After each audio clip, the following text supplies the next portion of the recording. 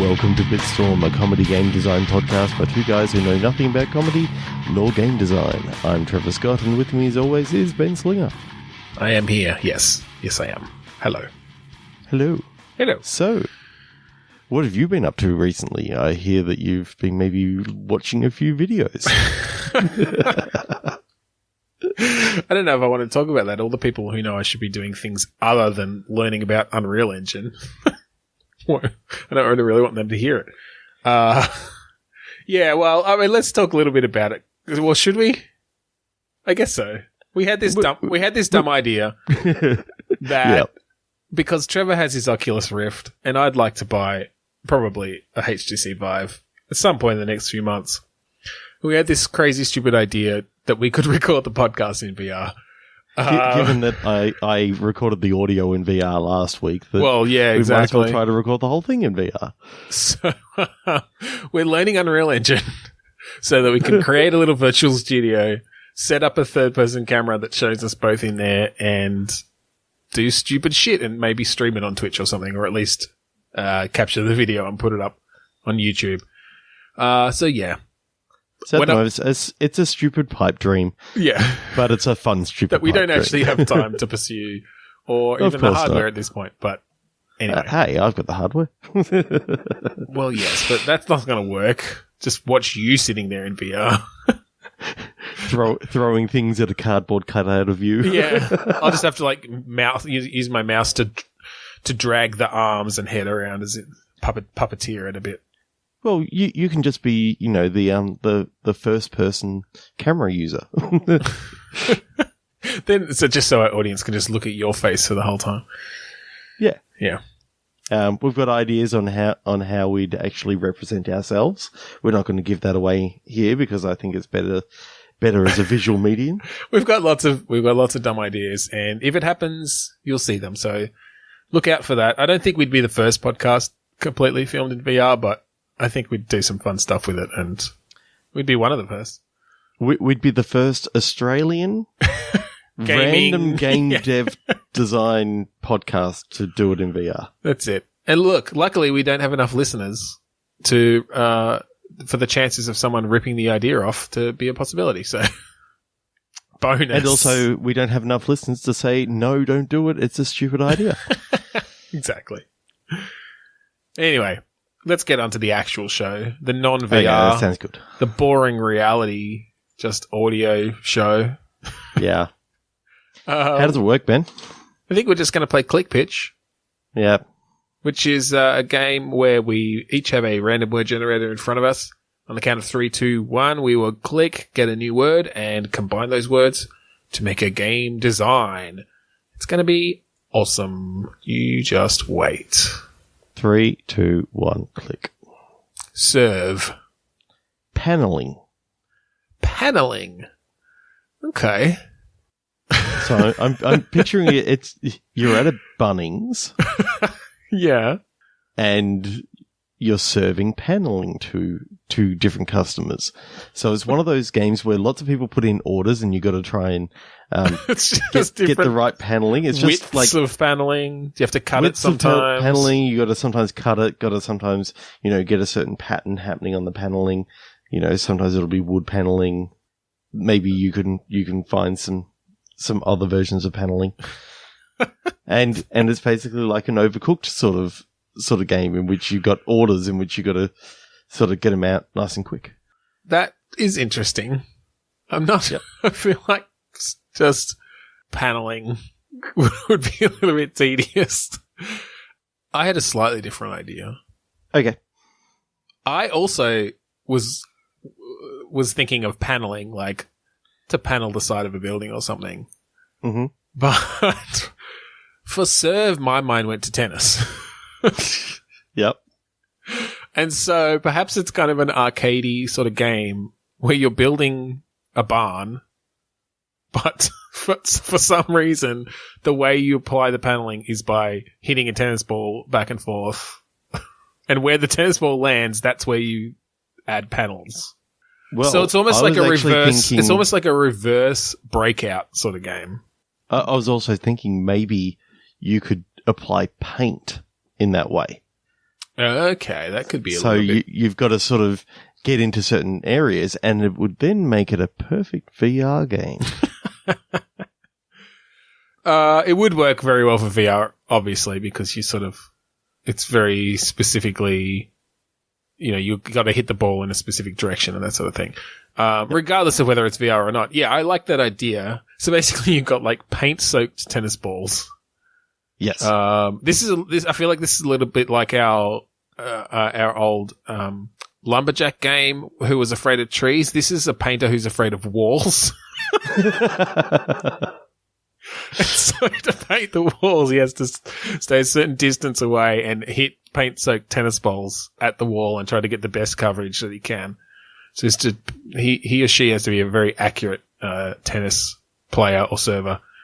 Yep. And yeah, there are things like, well, if you're going to paint the inside of that barn, you got to get it through that window and have it bounce around on the inside a bit from different angles.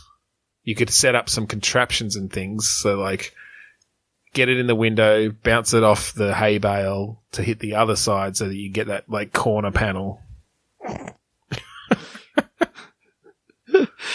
I'm now imagining that your character runs inside and, he serves down the one and he's just hitting it into all the bits of the walls. And he's like, okay, running low on paint, hits it into like the paint bucket and like quickly goes over and then picks it up and starts going again.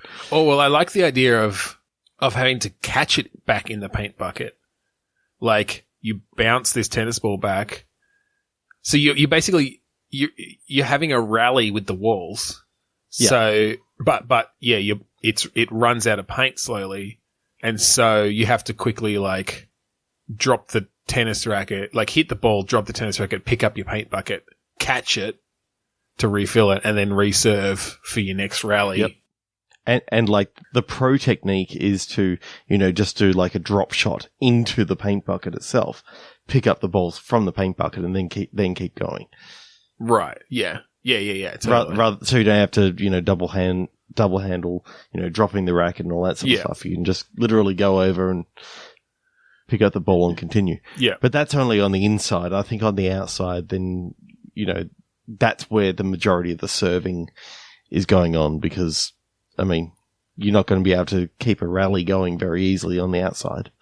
Well, I mean, I'm just thinking back and forth and you're kind of having to hit it up and then back and hit it a bit higher, hit it to the right, hit it to the right. And you can have all sorts of obstacles and stuff, things that are coming to wipe off the paint and you have to whack them. I don't know what would crawl on the outside of a barn and eat paint. Some sort of paint creature. If you turn around and you look back and there's a cow just licking the paint off the wall. Yeah, you have to whack the cow, like hit the ball at the cow. I like this. I like that this is becoming a series. Maybe this could be like a franchise, but it's completely based around people with hands-on jobs who are afraid of the things they need to work with. I'm just imagining our next game what's going to happen when we get to the plumber. Well, I was going to say our next game's a mechanic who's afraid of cars. I don't know. He's just going to like lob engine parts into the bonnet and hope they hit the right spot. Okay, let's click again. Yeah. 3, 2, 1, click. Stamina. Storage lockers.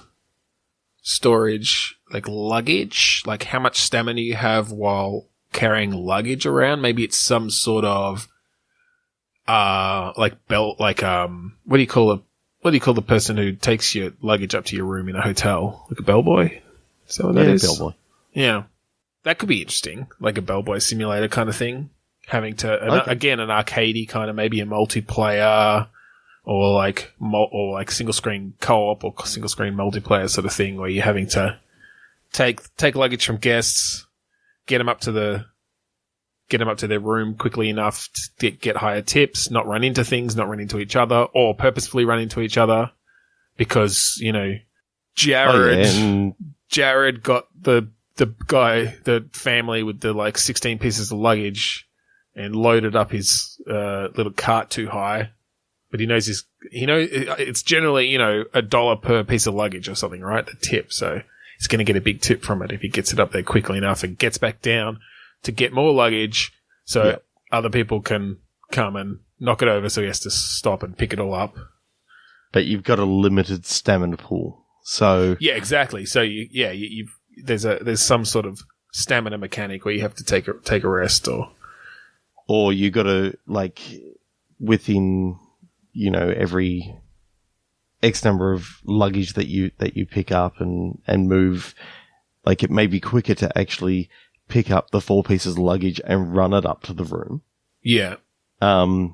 But, taking that extra time of putting it onto the cart and then moving the cart into the elevator and then, taking it off again, it will take less stamina. Yeah. But, slightly more takes more time. Yeah. Well, and also the weight of each item comes into play as well. So obviously running with a heavier item is going to take your stamina down quickly. So that's where using the cart could come in more handy. But of course the cart also has less maneuverability, right? So if there's, if there's 3 other people who all have customers on the 15th floor, then maybe you'll get through it quicker if you're just carrying them. Okay, so I'm seeing this as a top-down. Yeah, that's kind of how I was picturing it. Yeah. So one of the things that I'm liking the thought of is, how shopping trolleys, they have like one wonky wheel. Yeah. So as you're pushing it, you've got to sort of correct every now and again. I think that has to happen. Well, maybe it could be based on how you load the luggage. So there's almost like a Tetris sort of mini game, or not like a full-on mini game, but it depends on how you orient, stable you make it. Or even just, as you pick something up, there's a little indicator of how heavy it is, and so you have to even it out so that you don't put all the heavy stuff on one side, because then it'll veer in that direction and possibly tip as you go around corners and stuff. Oh yeah. You got to put the heavier stuff on the bottom. Heavy. Yeah, exactly. That'd be really interesting. Actually, that'd be really fun. Maybe a technique is to make it real top heavy, and then as you go past someone, you just like veer to the right and drop a heavy suitcase on their head, knock them out, take out some of that stamina. Okay, so I'm liking this. I'm liking this a lot. Is it a 2-player competitive, or is it like a 4-player competitive? I'm thinking like 4 players. Although that's going to be difficult on a single screen. You could maybe do 4 players. Like split screen. You'd have to be split screen because you could all be on different floors of the hotel at the same time. Either 2, 3 or 4 player split screen, I imagine could work okay. With some sort of mini map showing like what floor every character's on, or at least some sort of indicator. It doesn't have to be a map sort of thing. How many elevators do you think there are? Well, I think you'd have different levels, right? So I'm thinking maybe you can have 3 elevators for a 4-player game. Yeah. And like a single elevator for 2. Like one less elevator than one less. Yeah, I think that's a good idea. And then, but you can take the stairs. Yes. If you really want. Not if you've got a cart. Not if you've got a cart, of course. But so you can carry. I mean, you're pretty skilled, so you can load up maybe 3 or 4 suitcases if they're not too heavy. Like a couple, you manage to hold 2 in one hand. By their handles, you manage to like balance one on your head or something. If it's light enough, I don't know. Yep. You could have ways of doing that as well. So yeah, if you know the elevator's going to be a while and it's only on the 2nd floor, then you might want to just run it up. But it will take a lot of stamina. I'm thinking for the stamina pool to refresh that, you have to actually go to like the like restrooms or something. Either restrooms or like the kitchen sort of thing, and have like I don't know a power bar, and that takes 5 seconds to actually eat. You know what could be a really interesting mechanic? What? You can take a chance and dig through one of the suitcases and possibly find like drugs or food or something that'll perk your stamina back up, but you're going to lose out on your tips for that run then. if they catch you. Okay, so maybe you can. Maybe it depends on how much time you spend repacking it. So if you've just carried 3 heavy suitcases up to the 3rd floor, you're running out of stamina, you're like, shit, I really need to get this there. I'm going to risk opening these suitcases. You open one, there's nothing in it. You open the second one, yes, found some stimulants. It jacks your stamina up to 150%. But you're going to crash later on. But also you have to now, you can deliver these suitcases as is, and you'll get, less tips, or you can spend that time now repacking them carefully. You'll hopefully still keep your tips. Although obviously the tips also, are relative to how much time you've taken from them leaving the reception to getting to their room, and how far in between. So yeah, there's all these kind of interesting balancing acts there of different strategies for maximizing your tips. That's really cool. I really want to play this. Yeah, I kind of like the idea of maybe you see the lobby and you just see a line of people, and you can sort of see, okay, if I take a little bit more time on this particular one, the next person in queue actually only has 2 pieces small of luggage. bags, yeah. But the next one, has 5. And it's that'll be a much better one to actually get. But of course, the other person sees that as well. So you sort of you've got that sort of who's got to get there first. So going down really, really slow. So what happens if no one's down there? Is it just the first person to get back? It gets assigned to them? Whoever's in the lobby, it gets assigned to them. I think the first person that the hotel manager sees, right, you get called across. Right. Okay. Yeah, that's interesting because obviously, so there's a possibility that you can sneak through there and get to the restroom and hide out in there for a little bit, get some stamina back. Yeah, have a smoke. Yeah, I really like that idea. And of course, the longer you make that person wait though, because you're both trying to hold out for the next one, they're going to get mad and you're both going to lose tips because if they get mad enough that they get pissed off and yell at the manager, the manager garnishes your tips. Yep. So yeah, again, there's this balancing act. There's so much cool stuff with this.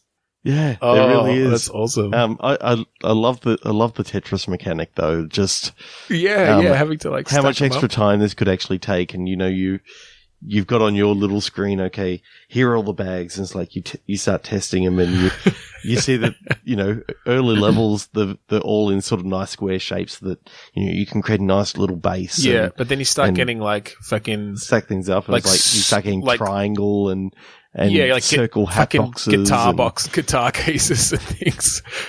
A bloody visiting band comes, that's the boss level. Just got cylindrical drum cases, guitar cases. You just got to stack them up there. I'm picturing it as a full-on kind of 3D-ish Tetris where you're picking up one piece at a time and having to place it down where you want to place it, and they're all physically simulated in some reasonably accurate way. Yep. So I'm thinking also that with the cart, you can see a top view, a side view, and a front view, so that you can. Yeah, I think you just make it that you can easily flip between them as you're packing a cart. Yep, yeah. And you can also flip the suitcase, the boxes, the suitcases in also 90-degree increments. Or maybe I kind of like the idea of you just having to rotate them semi-manually. Just to add to the challenge. Maybe there's a power up. Maybe there's a power up that lets you, snap to grid in some way. But you know what the power move is. What? It's literally line everything up horizontally and it may be going, a meter wide now, but it's the power move. Sticking things out to the sides. So yeah. You could make it that if you stack things well enough, you put the longer things on the bottom sticking out to the side, put some heavy things on top of them, and you can just basically clothesline other people, or take their legs out. Take their legs out, or knock their luggage off. Oh my God. There's like so many different elements to this game. I know. I love it. Oh, that's I love great. it, love it, love it. All right. One thing that we didn't actually talk about is how the tips would actually go up depending on what level you've actually delivered to as well. So people who are on a higher level are probably of a higher socioeconomic status. Yeah. Yep. So if you happen to get the penthouse, you know that your tips are going nuts. But it's a harder job because you got to get things all the way up there and all the way up, all the way down. And if you've missed the elevator, yeah. Well, and the other people are going to be blocking you too, right? Like they know that you got a penthouse job. Yeah. You could even have like pull the stop button. You could do. What I was going to say is you could have special packages that have different attributes as well. So like they've got a particularly fragile one, or this one has a fucking dog inside it, and like if it gets knocked off, it runs away. So you really have to make sure that it's secure. It's just a box with 4 furry legs sticking at the bottom of it. This one contains a bomb because for some reason. Because they're actually a terrorist, I suppose. But if that one gets knocked over, you like destroy the hotel. You could even do single player stuff with this, really. Like, oh yeah, you could definitely have a single player campaign of just the challenge of packing it and getting it up there fast enough, and these sorts of different packages and stuff dealing with them. But yeah, the multiplayer is the just the all out manic mode. Oh, absolutely. Okay, let's click again. Oh, I don't want to. I just want to keep talking about this game. No, okay. 3, 2, 1, click. Solid. Guys. Solid guys. Guise. Oh, okay. Well, that could be a pun. Somehow. These are guys who are under the guise of being solid, but they're actually made of liquid and or gas.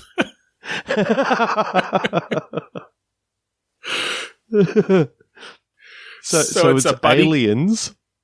Right, okay. It's either water or gas based aliens living on Earth, in the guise of solid humans. Of solid guys, yeah. Well, I was thinking it's almost like a buddy cop kind of thing. One's liquid, one's gas. Yep. And they're known as the solid guys because that's what they call themselves because they want to convince everyone around them that they're solid humans just like us. I don't know if they're actually cops. They could be.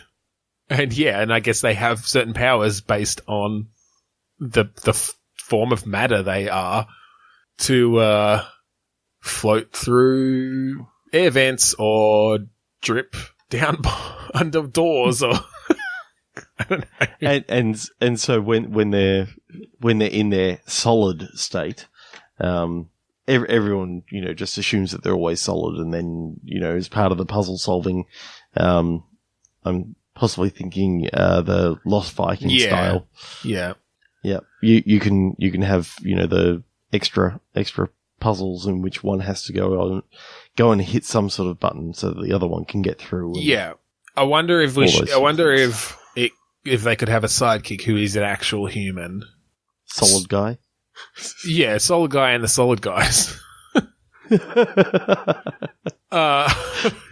it's just Joanna. She's just a human. But she's like friends with these two guys who insist on calling themselves the solid guys all the time as if she didn't know they were solid. I mean, everyone's solid, right? Mm-hmm. But then, she finds out that one of them's made of water, one of them's made of gas, and they have to go on this puzzle-solving spree. So, is it based on an alien world and they've kidnapped Joanna? Or is it I like the idea that it's based on Earth. And I like the idea of it being just like sometimes these really mundane puzzles. Like, I think it has to be a bit of an effort for them to stay solid. Like, they can fake being solid. They can pull their molecules together. It's harder for the gas guy than the water guy, but it takes some effort. And so sometimes, and particularly under different situations or something. And so sometimes the challenge is literally just staying solid through a really long meeting. And like every time you say that you have to go pee, the boss says no. But then, yeah, like you uncover some sort of conspiracy or something, and then you're really on the case, all three of you. And then, then you're doing things like, having to like turn into liquid form to go under a door so that you can unlock it so the others can get through. Or gas. Yep. I guess that works for gas form. I guess the thing is like, what can liquid form do that gas form can't? I guess liquid has more weight to it then, right? Like it could pour into something that needed to be weighted down. Yep. So a container or a bowl or something like that. Yeah, or be transported in different ways. I like that part of the challenge is though that like when you turn into your water or gas form, your clothes don't transform. And so when you get onto the other side of that door, you're going to be nude. You're going to be naked. So in other words, Joanna's whole thing is it's that just she's like just picking up their fucking clothes. That's pretty horrible. No, well, maybe part of the puzzle solving is like you get a bonus if you're back in your clothes at the end of the level. It's like the extra, the third star is make it to the end of the level with your clothes on. And the secret fourth star was not making Joanna pick it up? Yeah, exactly. None of this heteronormative gender-based gender roles of her doing their laundry for them. Do your own damn laundry, water guy. So, with the meetings, to stay solid, what does the player have to do? Because it needs to be kind of hard. Is it like a quick time event, or is it like one of those keep pressing X to It's like keep the meter in between the 2 points, like ollie, like ollieing in Tony Hawk. No, not ollieing, grinding, I guess, or doing the manual or whatever. Yeah, the manual. Yeah, the manual. And as it gets harder and harder, it gets smaller and smaller. But if the boss has his back turned, you can like liquefy for a second, and you don't have to liquefy completely, but you can let it go a bit, and you just start dripping, and then the boss turns around, and you like suck it all back in, which is a really funny visuals with this. I'm now seeing the gas guy sort of looking slightly happier, as if he's just let go of a big fart. Exactly. You got to be really careful of the other employees not inhaling you. You won't get that mass back for a little while. Oh, stink mass. We've already done stink mass. Yes, we've done stink mass before. Okay, so we've got the protagonist. Who's the antagonist? Density man. He's like super dense. More dense than humans. Okay, so he's another alien from the same planet? From a different planet that they're at war with. Okay. They're offended by how far apart their molecules are. Including humans. Yeah. Even humans are too. On their planet, there's only one state that they know of, and it's just diamond. Molecules are literally touching. There's no space in between. Yeah, exactly. All the electrons are just like super up close and personal. So does that give him like electric charge or something like that? I don't know. Maybe. No, I think he's just really heavy. Just the same amount of volume takes up more, like weighs more, has more mass. I think that's the only difference. Like dark matter. Yeah, exactly. I don't know. I guess it's just take that guy down, literally, because he's really heavy, and then you just like make him fall through the floors somehow of the office building. Is it just in an office building? It sounds really boring. I don't know why I went think to it starts in an office Yeah, I think building, it and then starts you've in got to gradually get to. Well, I think eventually you go to the other planets. Then you get some really Yeah, interesting quite things possibly. because then you got different gravitational and pressure effects and things. Well, to see the world in which everyone is just gas. That'll be interesting to see. Oh yeah, how they've made their structures. everyone's basically just fucking all the time because they're just intermingling constantly. How do you know what's part of you is like? Oh, I know. I'm inside you right now. He keeps saying that to Joanne, and she goes, "Ew." Oh, I thought I smelled something. 3, 2, 1, quick. Yeah. Pancreas. Comment. So it's a discussion board for pancreases to just like really bitch about their humans. I don't know. What the fuck does a pancreas do? Oh God. Doesn't it make insulin or something? Or is that pancreas function? Helps in helps in digestion? Okay. Oh yeah, it does. So it does make insulin, basically. Yes. So I'm thinking that it's one of those games in which you start on, the pancreas discussion board, trying to find out what the pancreas actually does. Okay. So the game starts and you've just got a web browser open with Wikipedia and WebMD and discussion forums. Yeah. So it's like one of those, you control the computer to actually. Yeah, like solve a fake the operating system kind of thing. Yeah. Yep.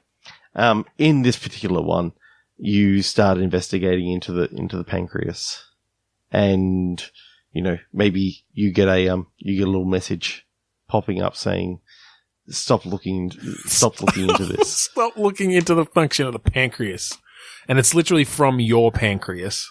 Well, it could be. I just think maybe there's a big conspiracy, kind of like the appendix, Right? that no one knows what it does. It's like, well, or it's that everyone claims that the pancreas does something, but as you look further and further into it, you realize it's all fake, and so It's a massive all cover-up. the pancreases out there, like They're actually sentient. trying to get you to stop because they don't want you to know that they don't actually do anything, and also they're sentient.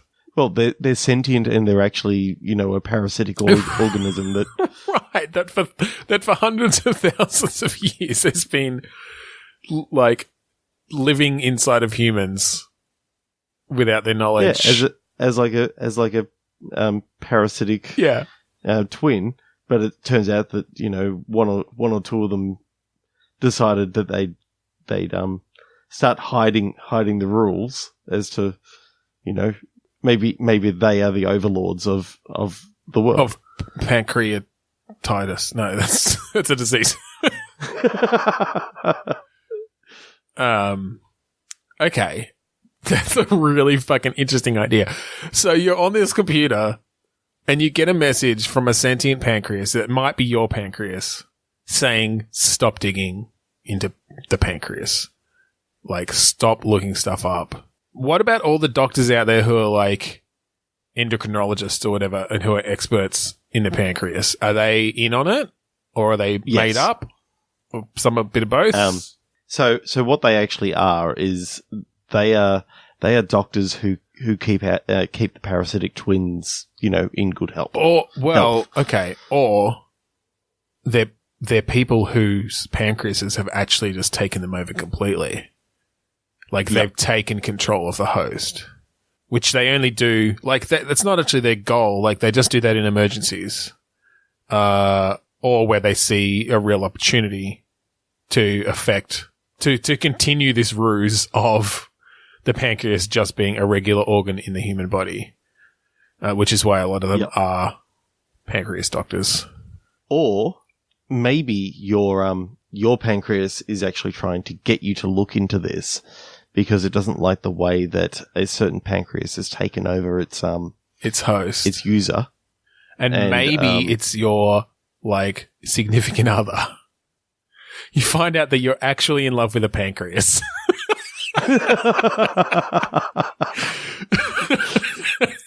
And your pancreas Either your pancreas feels bad for you for being duped, or your pancreas just really isn't in love with the other pancreas. Doesn't want to be part of this weird threesome. It's actually from a separate bloodline of pancreases. Right, there's like a blood feud. He sees it as, I'm seeing it as like, oh, that pancreas is from a lower caste. Right. It's like, or maybe, or maybe your significant other has diabetes. So like the pancreas doesn't produce insulin. Mm-hmm. So your pancreas is just like, they look down on it as being lesser. Oh, okay. and so the people who have diabetes, their pancreas is basically starting to die, and that's why they're having to inject insulin and all this sort of stuff. Yeah, basically. So I'm just looking into it because, of course, we like to be accurate on this show. But like type 2 diabetes is often because of impaired insulin secretion. Like, so the pancreas isn't secreting insulin the way it should be. So yeah, like, I don't think it's dying. It's just not very good at its job.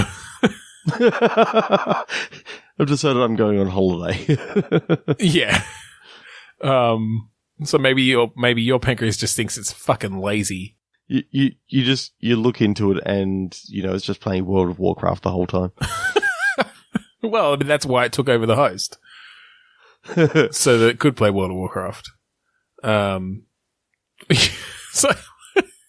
So this is sort of a conversational, almost choose your own adventure sort of, or like dialogue tree based game where you're sending instant messages and emails to your pancreas, to your significant other. I think you have a choice of gender or whatever for both main characters. Yeah. There's a questionnaire at the start. Yeah, exactly. Just who, yeah.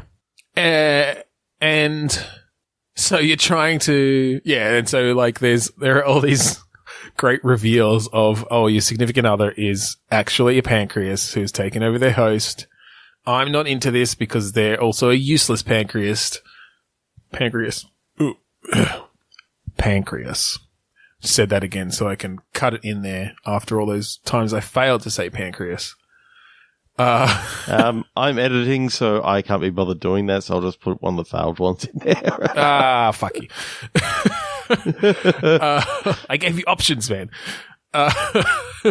Okay, what I like is I like the idea of halfway through the game, you get an instant message from a new person, and it's actually is from your appendix, and it turns out they're a different race of aliens. And they're also only just finding out that pancreases are sentient. They thought they were the only ones. And they've been like living on the down low, or mostly failing because they just get removed constantly and killed. Yeah. The pancreas has been much more successful. The pancreas who has been sending down, just as the pancreas has always known that the appendix is another alien being, right? But if they start getting a little bit too nosy, they get they send down some bacteria to basically to, like, just give appendicitis.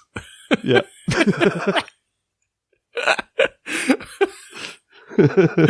Oh, it's really funny.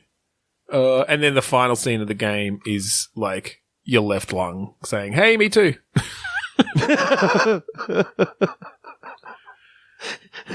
I'm just thinking your brain, actually.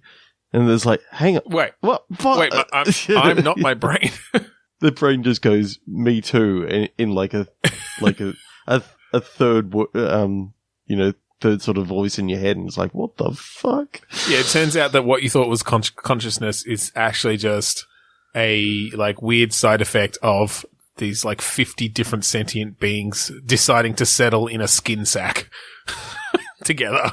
And so that explains dissociative disorder or whatever it is. Right. This is when one of them gets a bit too uppity. Yeah, so that's why some people can have like 13 different personalities. It's all their all their organs being sentient and coming to the forefront. Right. Oh god, that's funny. 3, 2, 1, click. Yep. Spitting. Oxidation.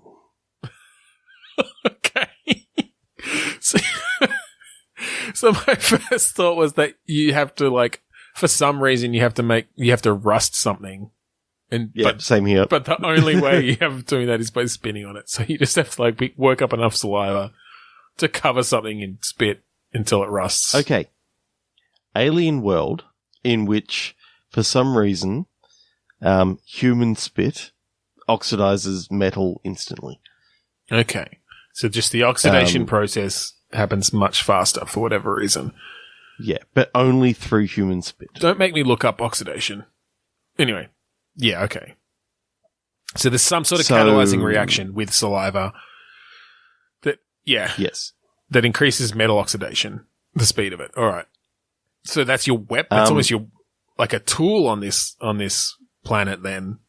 You can like... Especially because it turns out that rusted metal is one of the most precious items on this planet because it's so rare. Okay. So you're having to avoid being captured by these aliens because they want to make you their golden fucking goose by just spitting on metal all day long. Yeah, and so maybe they all live in these massive metal, got metal panels and all that sort of stuff. Bringing back the paneling. Got metal panels and, you're sitting in a dungeon at the very start and you start thinking, ooh, I bet you I could escape. And so you spit instantly the metal panel rusts. You kick a hole through it. And I like this idea that you start the game and you don't know that this is you don't know that this is a thing yet.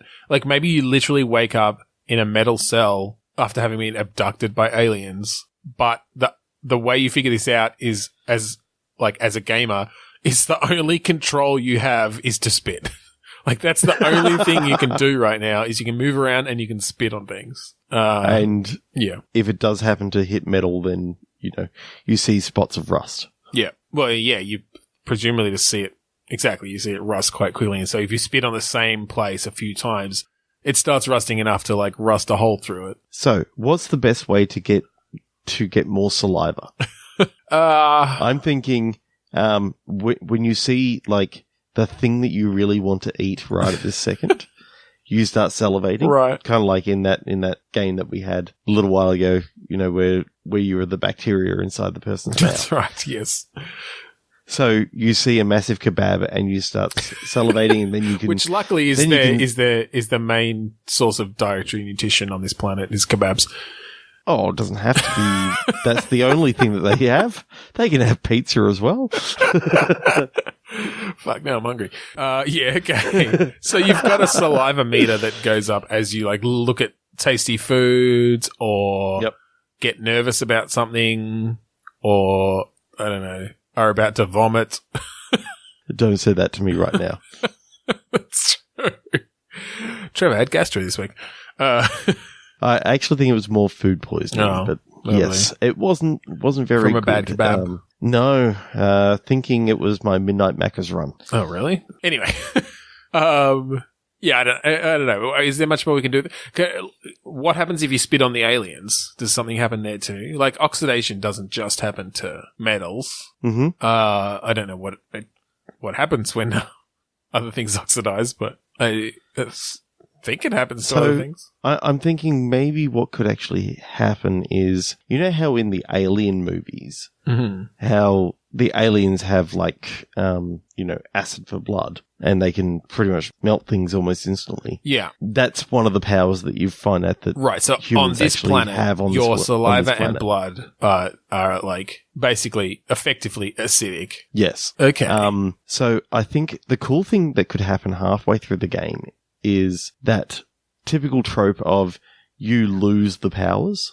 Wait, how does that happen? Because you're just in you're in an environment where it doesn't. You get taken to another environment that is sterilized. Right, okay. And so now you're just a weak, puny human again. Exactly. So now you got to use some of the other skills that you've learned throughout the game, like in the non-mandatory stealth section.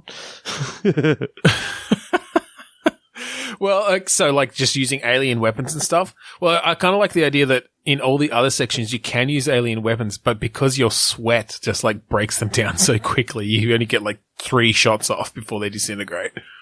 Whereas now that you're in this other environment, you can use all the tools and weapons properly.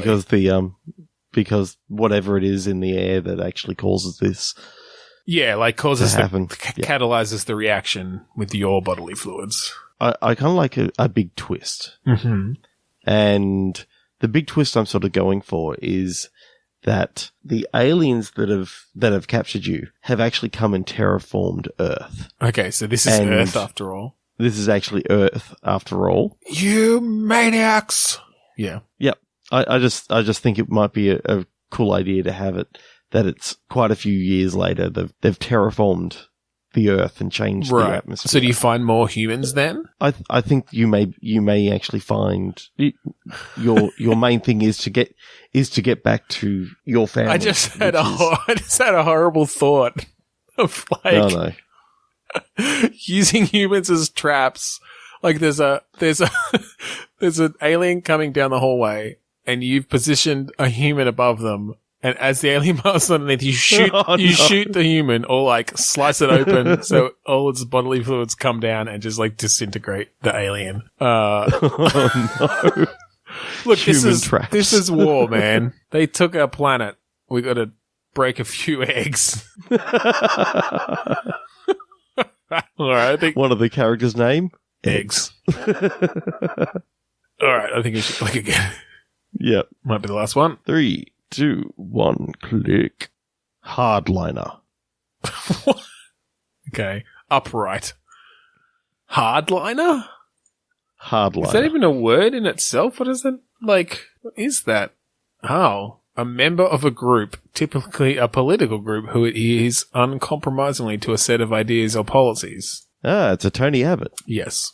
It's a Tony Dum Dum, as my son still will remember to say occasionally. Oh, God. Now I'm depressed. So what was yours? Upright. I don't know. Is it a Tony Abbott headbutting game? Topical. You get to play a bunch of yes voters who headbutt Tony Abbott and see how long he stays upright for.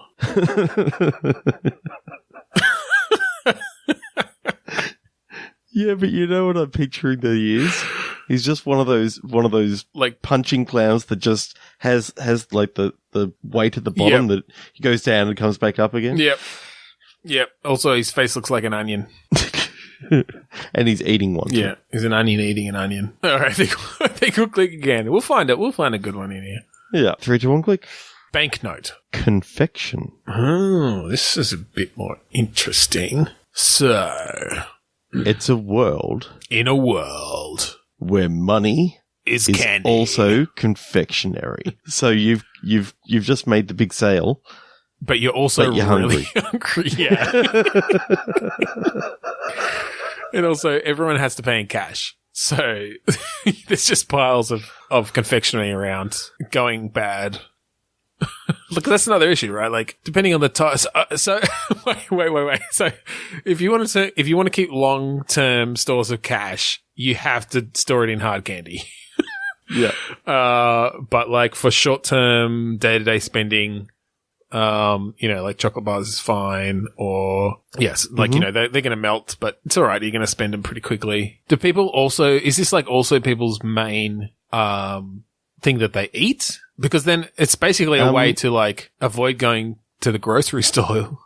Like going to the grocery store is just turning cash into food anyway. So instead of doing that, you just to the ATM some cash. Yeah, the ATM is just the Candyman can. It's just that scene from Willy Wonka. Okay, and Halloween is the most expensive day on Earth. And Willy Wonka is God. Willy Wonka is being reimagined as a bank manager. Willy Wonka is Donald Trump. He's both president and the richest man. Well, not that Donald Trump is the richest man, but you know what I mean. He's a rich arsehole. Okay, so I kind of like this idea of confection being money and all that sort of stuff. Yep. I'm thinking that we set it on Halloween. Okay. And, so it's not only the most expensive day on the planet because everyone's giving out money to kids, and they're literally just going to eat it all. Right. So yeah, this is the equivalent of a kid coming to your door and you're throwing like $300 worth of 20s in their bag. Yep. Yeah. Okay. So here's the next thing. You got two thieves who see that Halloween is a perfect night to go out and get free money. Yeah. So you play the thieves. Yeah. I either you play the thieves or you play. Is this? Hang on. A detective who's trying to work it out. I was going to say, is this yet another game where you're stealing things from children and making them cry? No, you're not stealing from the children. You're stealing from the people's houses. So you have to pretend to be children? Yeah, basically because it's all in costumes, right? You know, you've just got to make sure that maybe you can choose your crew that you send out to bring in all the money, right? So you've got the different types of houses. You know, some people just put out a bowl and it's like the honor system. But, you know, they might have set up a security camera. So you got to get someone in there who can have the tech to shut down that security system so you can take the whole bowl. Other people are actually $5,000 worth of 20s. Yeah, exactly. Other people are answering the door, but like you're not going to get anything if it's obvious that you're not a kid. So you need someone who's short and you need a really good costume to hide the fact that you've got a full-length beard and a super baritone voice. Maybe you can bribe some kids with some cheaper, nastier candy. That is like, you know, your nickels and your quarters and stuff like that. So you do get to scam some kids. Yeah, but you know, you've got to send someone to actually scope out the right kids. Right. So you got to find the kids who are going to be dumb enough to take lesser candy for the more valuable candy they get from the house, but also clever enough that they're not just going to go to the door and give it away. Okay. So the way I'm seeing it is that you can actually give them like $5 worth of nickel and quarter candy for, you know, their one or two $20 note candy that they give you. Yep. And it's like they just see it as they're getting way more candy, but you're actually making money out of it. Right. So they're dumb kids who think the more like the quantity of candy is better than the actual value is better of it. than the quality. Yeah. So what are the different like? What's your sort of denominations? Like your 5 cents is that like is this going to be close to what they're actually worth? Like in the real world? So your 5 cents is like those little fucking what were those little fizz ball candies? The Fizzos. The Fizzos, yeah. And then like your 10 cents can be maybe like your racing cars. Yeah. 50 cents is like a Redskin or something. Oh, wait, they can't be they're not called Redskins. Are they still called Redskins? Because that's really fucking racist. Yeah. Toffee apples. Toffee apples, yeah. What was it? A White Knight. All these bloody candies, lollies from our childhood. Yeah, and then you start going up to like $1 is like a Mars bar, and $2 is like a king size Mars bar, and $10 is a bar of chocolate. Yep. And $20 and $50 is the rare polywaffle because they stopped making them. I'm so pissed that they stopped making polywaffles. You could still get them for a little while. They had them out again a little while ago. Oh, really? I know there are people making like when you're in Canada. Oh, of course. I know there are people making knockoff ones at like bakeries and stuff, but I haven't had one. They're not the same.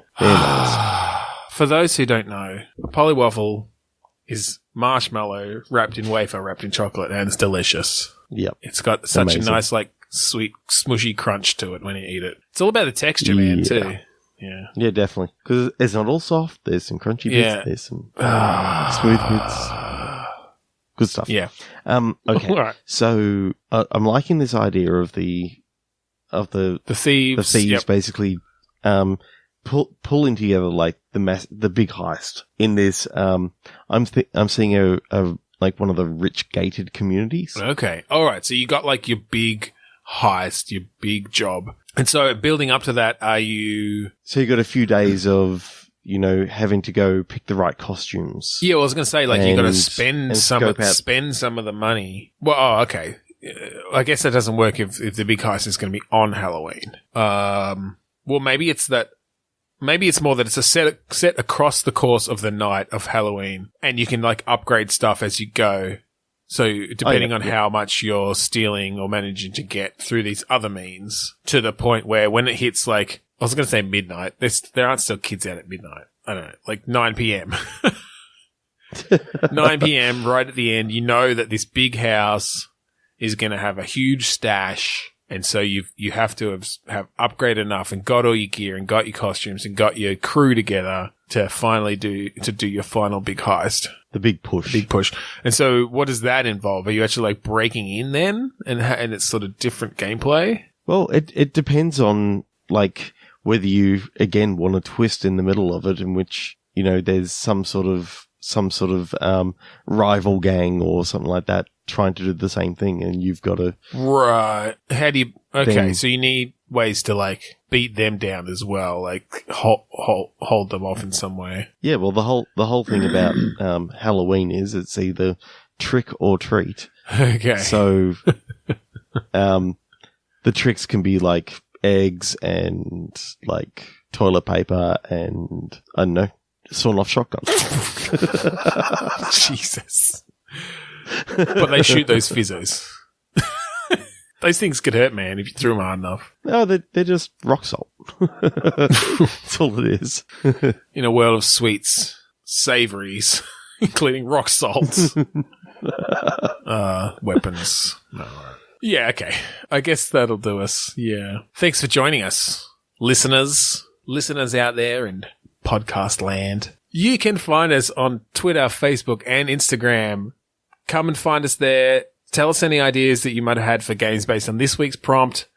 We also have a Facebook group where we put up a listener click pitch every week, so you can come there as well and see what those prompts are. And Trevor and I jump in there most weeks. We give our ideas. Other people give their ideas. You can give your ideas. We'll have a discussion about it. It's fun. You can also find us on Podchaser, a site that I developed, actually. Just go there, search for Bitstorm. You can rate us there. You can leave some reviews.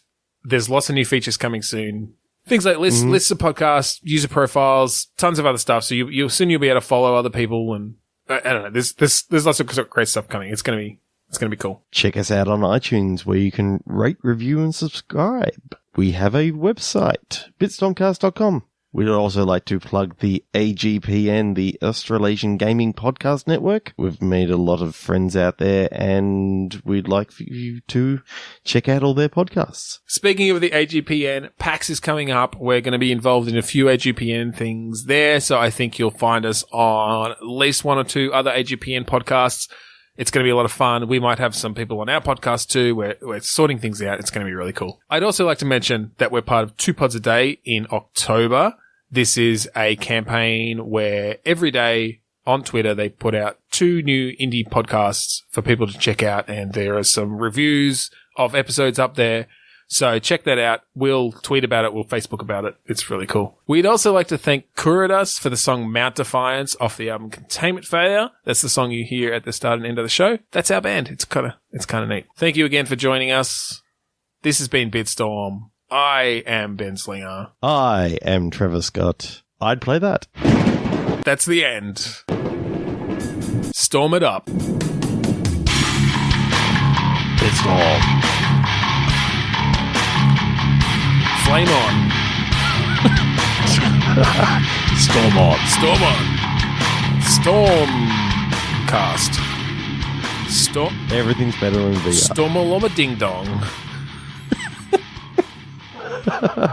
Kiss your bit straight on the lips. Kiss your dad straight on the bits. And